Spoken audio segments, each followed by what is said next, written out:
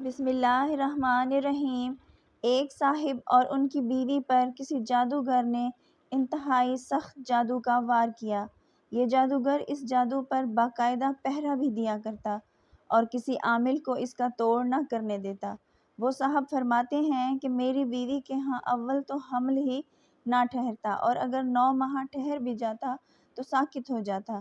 اگر کسی طریقہ پورے ہوتے تو بچے کی پیدائش مردہ حالت میں ہوتی۔ میرے پیارو، ان صاحب کے بارے میں پڑھا ہے کہ یہ صاحب انتہائی باکردار اور 5 وقت کے نمازی تھے اور بچوں کو مسجد میں قرآن بھی پڑھایا کرتے تھے۔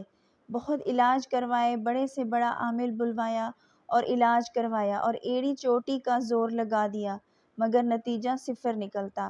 یہ کسی عام زور آور جادوگر کا وار نہیں بلکہ یہ تو کسی خبیث العین جادو کی دنیا کا انتہائی غلیظ اور ماہر جادوگر کا وار ہے، اور یہ میرے بس سے باہر ہے۔ میں اس عمر میں اتنی سخت محنت نہیں کر سکتا، اس کا توڑ بھی کوئی خبیث العین ہی کر سکتا ہے۔ عزیز قارئین کرام، یہ صاحب چونکہ مجبور تھے اس لیے پوچھنے لگے کہ کچھ تو حل ہوگا۔ مولوی صاحب فرمانے لگے کہ سندھ کے فلاں علاقے فلاں جگہ پر ایک گاؤں کے باہر اسی خبیث العین نے ان دنوں ڈیرا لگایا ہے، تو فوراً اس کے پاس چلا جا۔ اب کیا ہوتا ہے میرے دوستو کہ یہ صاحب فوراً سندھ روانہ ہو گئے اور جیسے ہی اس گاؤں کے باہر پہنچے تو دور سے ایک آگ کا دہکتا الاؤ لگا ہوا دکھائی دیا۔ انہوں نے بزرگوں کی بتائی ہوئی نشانی دیکھ کر اس کی طرف بڑھنا شروع کیا۔ دور سے دیکھتے ہیں کہ ایک آدمی آگ کے پاس بیٹھا ہوا ہے اور ارد گرد اس کے ماننے والوں کا جھمگٹا ہے۔ ابھی 1 ایکڑ دور تھے کہ وہ شخص اچھل کر کھڑا ہو گیا اور زور زور سے چلانے لگا کہ وہ دیکھو آ گیا، جادو کا ڈسا وہ آ گیا، قرآن پڑھانے والا۔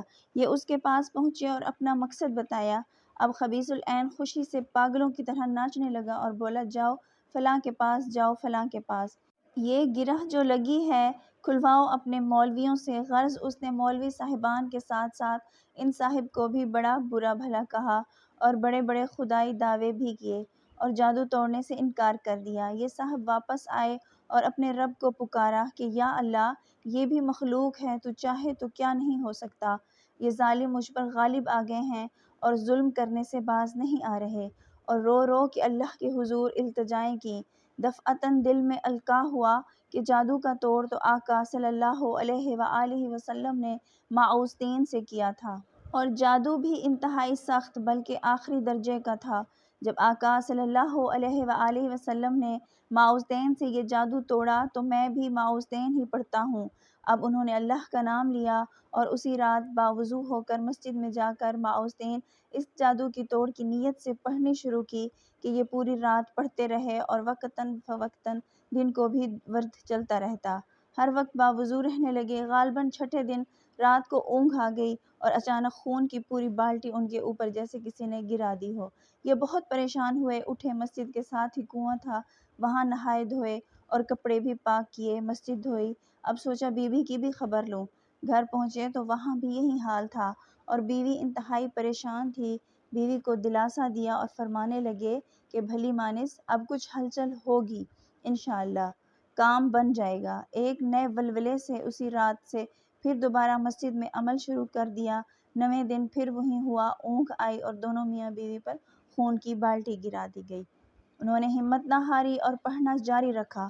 13ویں دن صبح کے وقت وہی سندھ والا خبیث العین مسجد میں داخل ہوا اور آتے ہی پیروں میں گر کے معافیا مانگنے لگا۔ ان صاحب نے اسے بولا کہ تو مجھ سے کیوں معافیا مانگ رہا ہے؟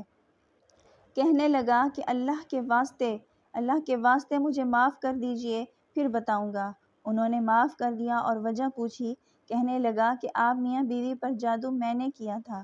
جب آپ مسجد میں عمل کرنے بیٹھے تو میں بھی آپ کے مقابلے پر بیٹھ گیا اور روزانہ میرا کیا ہوا جادو مجھ پر ہی الٹا چلنے لگا اور میرے موکل میرے دشمن ہو گئے۔